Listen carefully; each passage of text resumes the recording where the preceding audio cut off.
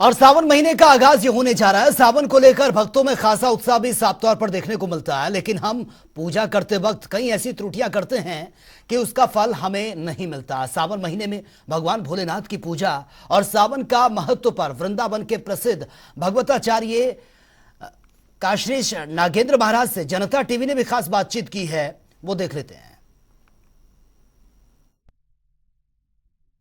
सावन का महीना शुरू हो रहा है और उसको लेकर के भगवान भोलेनाथ को कैसे उसके भक्त प्रसन्न कर सकते हैं, क्या उनका उपाय है और सावन का महीना भगवान भोलेनाथ की पूजा के लिए क्यों खास माना जाता है, इस सब की जानकारी के लिए और इनका क्या पौराणिक महत्व है, क्या इतिहास है, क्या भगवान से जुड़ा इनका महत्व है, उसको लेकर के हम आज बात करने वाले हैं।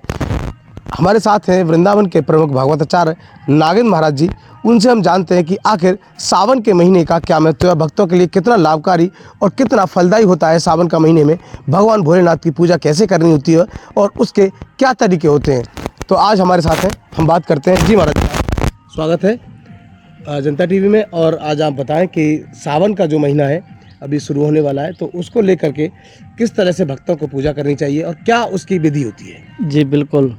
नमामि शमीशान निर्वाण रूपम विभुम व्यापकम ब्रह्म वेद स्वरूपम निजम निर्गुणम निर्विकल्पम निरीहम चिदाकाशमाकाश वासम भजे हम। भोलेनाथ भगवान की जय। सर्वप्रथम जनता टीवी के सभी दर्शकों को भगवान शिव के पर्व दिवस श्रावण मास की हार्दिक बधाई, अनंत शुभकामनाएं।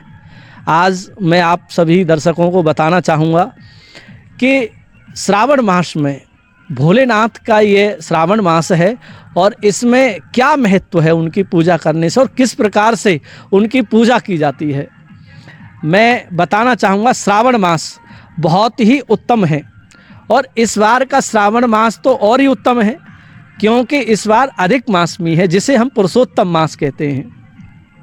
शिव और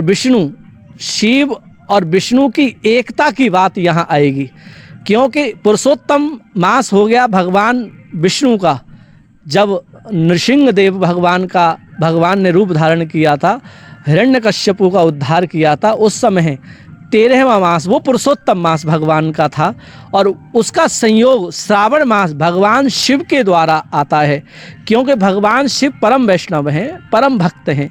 और इस युति में जो भगवान शिव के साथ में विष्णु का भी अर्चन करता है तो उन्हें कई प्रकार का कई गुना फल मिलता है। बहुत ही उत्तम है यह संयोग, बहुत अच्छा है। और मैं बताना चाहूँगा आपके दर्शकों को कि शिव जी का ध्यान करने से, उनका वंदन करने से कई प्रकार के जो पाप इकट्ठे हो जाते हैं वो हमारे विनष्ट होते हैं, ये निश्चित है। इसीलिए शिव की आराधना अत्यंत आवश्यक मानी गई है और शिव आराधन करने से परमात्मा भगवान श्री विष्णु की भी आराधना हो जाती है और वो भी जल्दी प्रसन्न होते हैं। सावन के महीने में अगर भक्त भगवान भोलेनाथ को प्रसन्न करने के लिए पूजा करते हैं तो क्या उनके लिए ऐसा जो है वस्तु है जिससे भगवान बहुत जल्दी भक्तों को प्रसन्न हो जाते हैं, क्या विधि है उसकी? बिल्कुल सुरेश जी, मैं बताऊंगा आपको।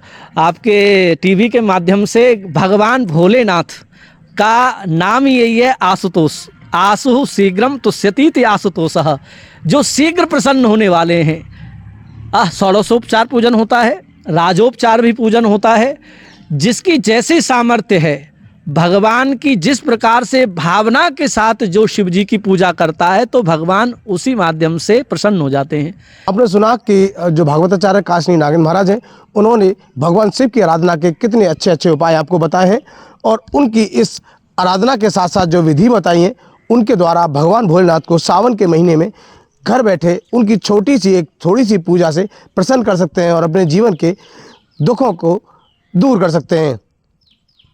तो अब आपको सावन के महीने में भगवान भोलेनाथ की जो पूजा है वो इसी विधि विधान के साथ करनी है और उसका भगवान भोलेनाथ जो है वो फल आपको जरूर देंगे। सुरेश सैनी, जनता टीवी, मथुरा।